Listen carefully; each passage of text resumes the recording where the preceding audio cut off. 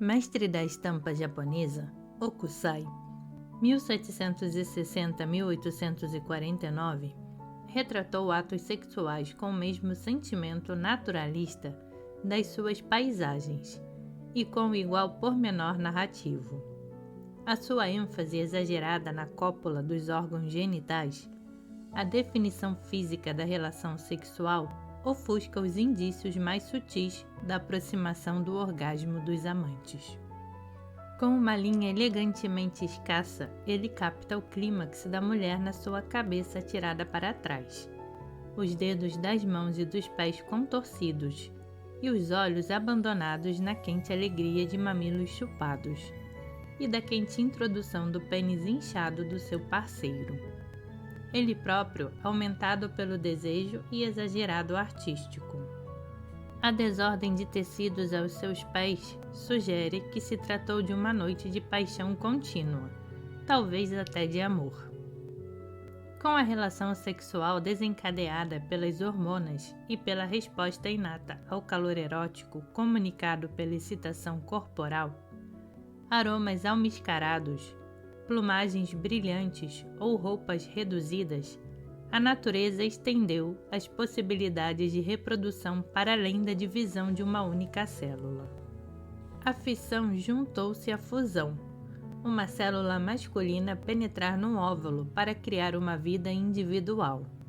A paixão e o prazer instintivos que guiam a relação sexual podem eclipsar o seu propósito biológico a ponto de deixar de lado o decoro público, as limitações legais e até o nome do parceiro.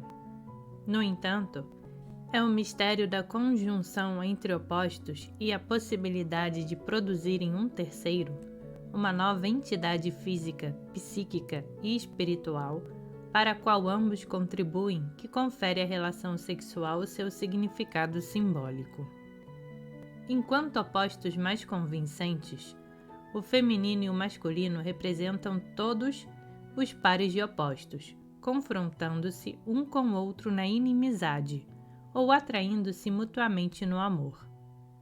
A relação sexual insinua a dualidade em individualidade, assim como a individualidade inerente do que é aparentemente dual.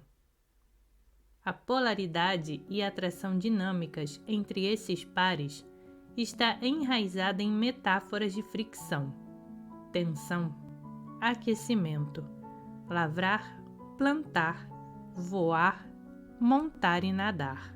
Em muitos mitos da criação, há uma plenitude preexistente e indiferenciada para começar, a qual se divide em dois, ou cria dois, que deitados juntos criam a multiplicidade do cosmo. Por outro lado, o coito, do latim coiere, juntar-se, sugere a reunião daquilo que se tornou dividido, incompleto e cheio de desejo.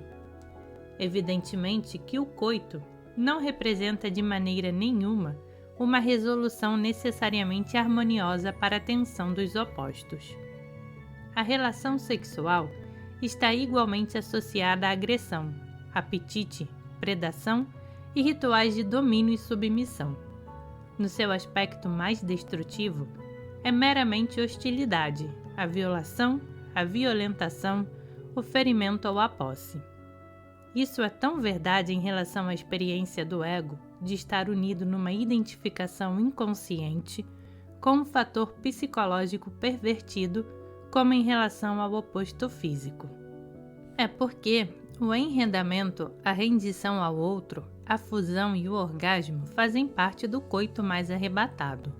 Um drama arquetípico de morte e renascimento está escondido na união. Todo o opus da alquimia teve de lidar com a separação e síntese de opostos, culminando no casamento químico de Sol e Lua.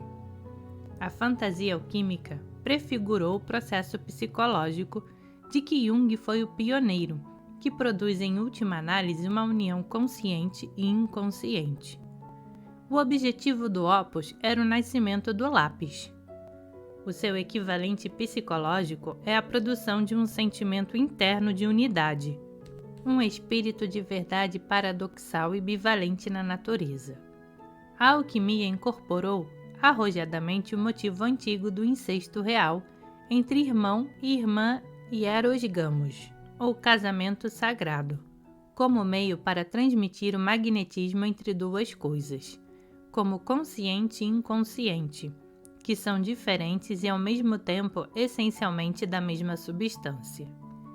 Este par real e indistinto produziu uma pedra que não é pedra, ego e não ego, material e transcendente. Algumas das evocações mais comoventes da relação sexual são as figuras indianas e chinesas de pares amorosos, o Yubyum do budismo e o Shiva Shakti do hinduísmo. Os pares masculino-feminino são unidos sexualmente e olham para os olhos um do outro com total devoção e felicidade.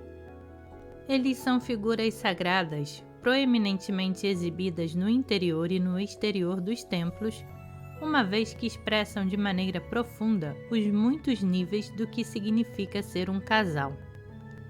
A carícia dos deuses entre si produz a gloriosa manifestação do mundo. A carícia entre os seres humanos em imitação dos deuses, amor físico e emocional, desejo e procriação, eros religioso entre divindade e devoto, o coito criativo de inspiração, e o fogo do sexo, que transmutado através do tapas, o calor da meditação yoga, produz a incandescência da união entre self e self supremo, para lá de todos os opostos.